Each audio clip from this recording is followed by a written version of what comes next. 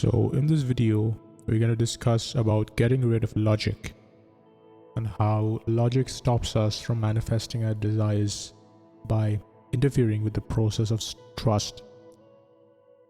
I realized that in my own life, I had a difficult time accepting things that were a part of me, and I started to wonder why I had such a hard time accepting things about myself.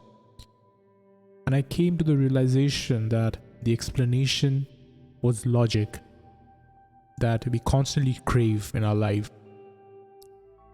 We want explanation for everything. My problem was also with logic. I was able to talk myself out of accepting things by using logic. Always, the first thing that comes to mind, and I believe this to be the case, is that the person who poses the greatest threat to your mental health is not you, but reason. This is the sound of reason speaking. It is effective at persuading you to return to the location you've just left. And what I've found is that the voice of reason will ask things like, how is it going to happen? When is it going to happen? Who's going to help you? And a whole host of other questions that you simply don't have the answers to. In all honesty, the response is going to be, I'm not sure, even if you have any response at all. That is something that I have come to realize about myself, and that is that I have imagined things, and those things have come into being, and there is just no way that I could have devised the means to bring them about. This concept is the concept of higher intelligence that orchestrates this idea called the bridge of incidents to bring your desires into fruition. So it's not possible for our logical mind to micromanage and make plans, small plans, because the entire process is just too complicated for our conscious mind. That is something I could have never figured out to do in that fashion. I could never, not even in a million years, have figured out that this is the way it ought to be done in order for this manifestation to come into being. And then once I started to see how beautifully harmonious the means were, and that does not mean that you are going to have a rough patch or anything else. Sorry, I meant you are not going to have a rough patch. That just means that the bridge is already finished and you're just going to walk it now. So the thing here is that it's never going to be like it's going to be a smooth ride without any ups or downs. See, there's another law called the law of polarity that is all about the wave nature. And you've noticed in real life, in a 3D reality, that wave happens. Wave is essentially to and fro motion between two opposites. So that is a general theme of manifestation as well, and how things slowly unravel. So you're going to witness some periods of low, and then it's going to go back up, and this thing's going to continue until you finally reach your destination. Now, the problem is never with those ups, because as you know that it naturally tends to excite us and we have this positive outlook towards life. But it's the real challenge is when we go through this period of low, right? That's when our faith or trust gets challenged. And so regarding bridge of incidents, what I've noticed that these bridges are very complex, and there are things that I don't think I could have ever sat down and contemplated enough upon in order to figure it out. And yet I've managed to figure out how they work. So I was forced to come to terms with that. I was forced to come to terms with the fact that I don't possess an answer to my own reason. As Neville explains the chapter titled Personal Impotence, I believe that Neville was right when he said that self-surrender is necessary. So self-surrender means that you are not surrendering to this universe. So see, this is an essential difference between Neville's law of assumption and law of attraction, which is law of attraction asks us to trust in the universe which is a higher self. I mean, there's this thing when we think in terms of the universe, we are almost delegating our own powers to something outside of us. But Neville uses the word self-surrender, so that is an essential difference. And by that, what he means is the admission of one's own personal powerlessness. Now see, this is a bit of a paradox. I just said self-surrender means surrendering to yourself, but also admitting one's personal powerlessness. So you see, the contradiction isn't really a paradox as such, because the entity that is powerless is the egoic I, like this bodily eye, the 3D eye with a very limited eye that is viewing the world through our 5 senses. Whereas the entity we are surrendering to is this larger I am, the infinite I am.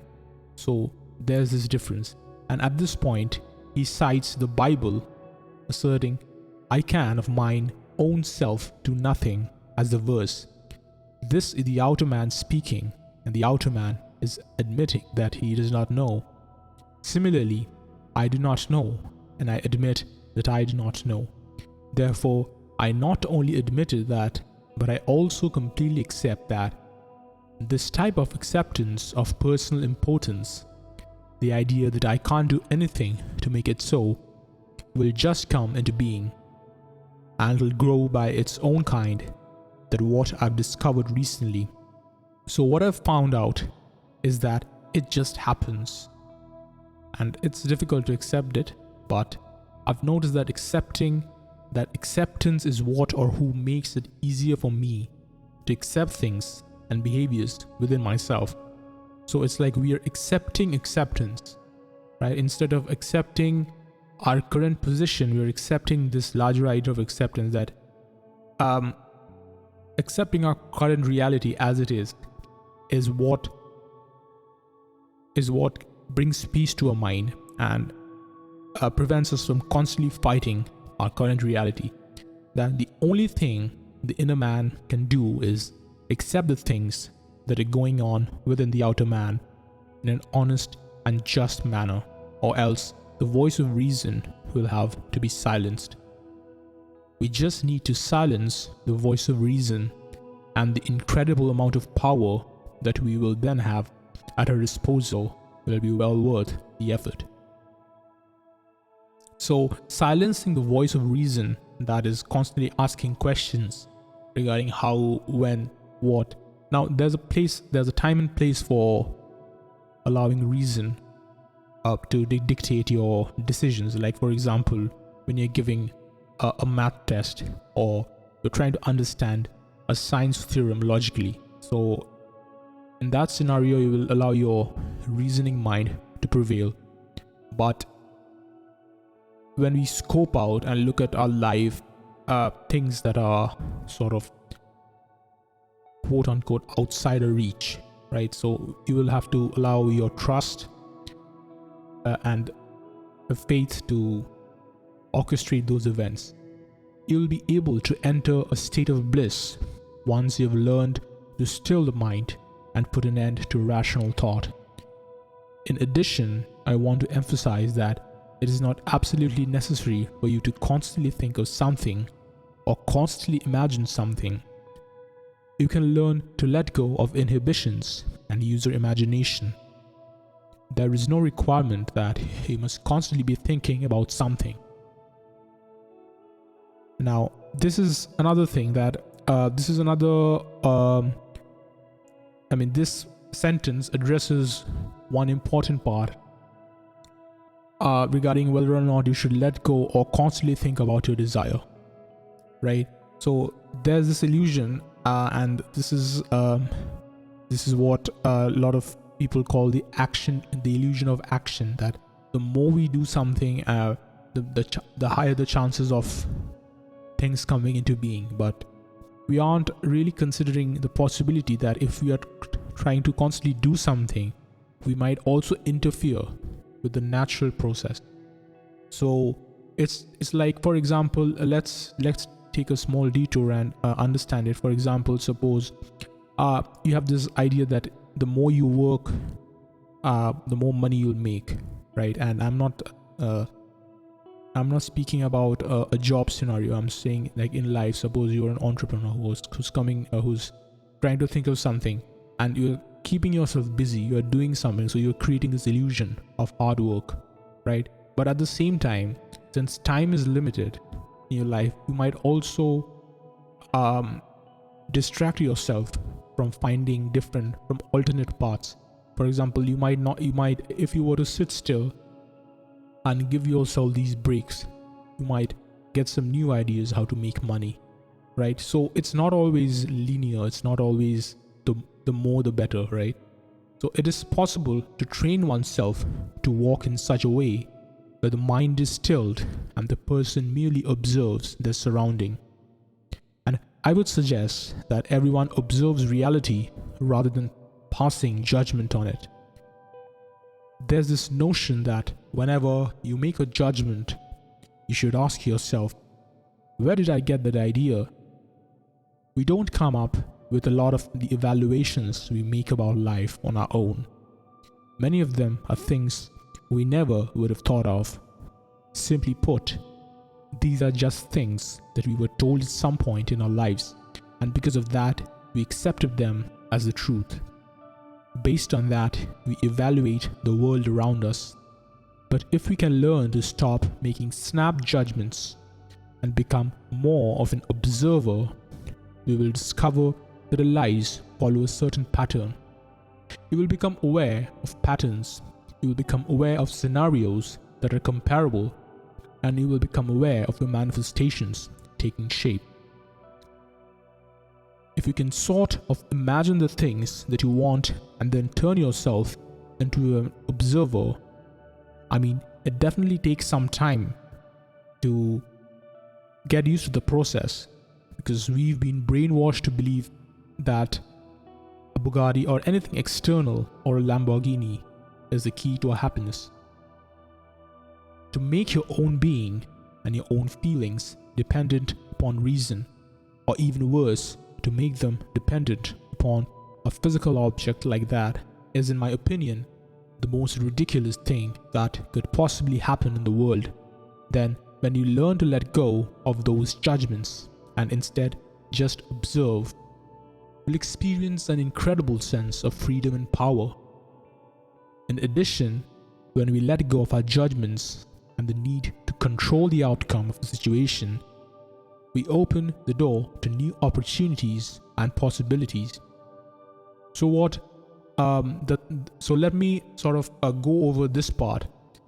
So you are imagining your end state, you are visualizing your dreams, and then after doing that, instead of trying to control the outcome, you're turning yourself into the observer, right? So when we are visualizing, that is also some that you can call it observation, but the true meaning of observation is this internal stillness. Like when you're meditating, when you're clearing your mind of any thoughts, and you are really calibrated to this pureness, to this pure consciousness that doesn't contain anything, which is the real I am. You are turning yourself into an observer. Now, the importance of this stillness, which is very rarely spoken in the law of attraction or law of assumption community, because we are constantly talking about our manifestations, our end goals, our desires, right? So the thing is that if I am, or the imagination is the real self, then everything that is inside it is a state. And Neville talks about this as well, right? Now, it is important to distinguish between these two things, like the container and the stuff inside the container. So the container is the I am, and the thing inside is our thoughts, our states. Now, if you don't calibrate yourself to the I am, you will often confuse the state as the reality. Now, that is why when we perceive things, when something happens to us and we react to them instead of responding to them, what happens is that we lose ourselves in that state. And that is why it's important to calm our mind and do these meditative practices that is independent of any affirmations, visualizations, subliminals, or anything of that nature, so that we are at least in tune with our own I amness, right? We should have the faith that the universe and the power of manifestation will bring us whatever it is that our hearts most deeply desire. It is not necessary for us to overthink or overanalyze anything. Rather, we should simply let go and have faith that everything will turn out for the best. Since we are no longer constantly struggling against ourselves and our own thoughts, this can lead to a sense of peace and contentment. This is because we are no longer fighting against ourselves. On the contrary, we are currently experiencing a state of flow and are in perfect harmony with the cosmos. Therefore, to come to a conclusion, it is possible that learning to still the voice of reason, letting go of judgments, and accepting our own personal importance can be an effective tool for manifesting our desires and living a life that is more fulfilling.